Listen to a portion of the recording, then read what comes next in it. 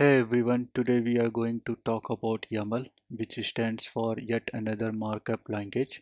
If you are a developer and you probably heard of YAML and might even be using it in your work. But for those who are new to programming, YAML might be new term to you.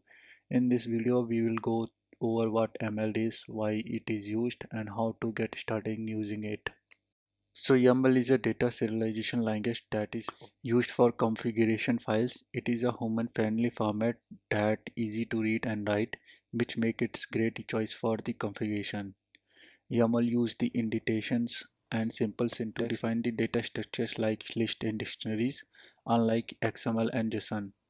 YAML is designed to be easy to understand and write, even for those who are new to programming. Why we use YAML over other data serialization language? Here are few reasons. It's human readable and easy to understand. YAML simple syntax make it easy to read and write, and which can save your time even editing the configurations. It supports multiple data types. YAML can handle strings, numbers, boolean, list, and dictionaries, which makes it great choice for configuration files. YAML is widely supported in many programming languages including Python, Ruby, Java, which means that you can use YAML in your project no matter what language you are working in. Now let's look at how to get started with YAML. So here is example of YAML file that defines the list of fruits. So as you can see, YAML use the indentation to define the structure of data in this case. So in this case, the fruits key has the value that is list of 3 fruits, where like apple, banana, orange.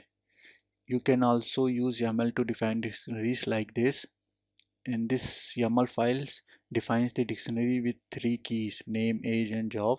So that is quick overview of YAML and why it is great for configuration file. If you are new to programming, YAML simple syntax and human readable format make it a great choice to get started with. And for those who are already familiar with programming, YAML widely support and easy of use make it great choice for your projects. I hope you found it helpful. If you have any question or suggestion, let me know in comments, and don't forget to like, subscribe our more videos on programming and technologies. Thank you.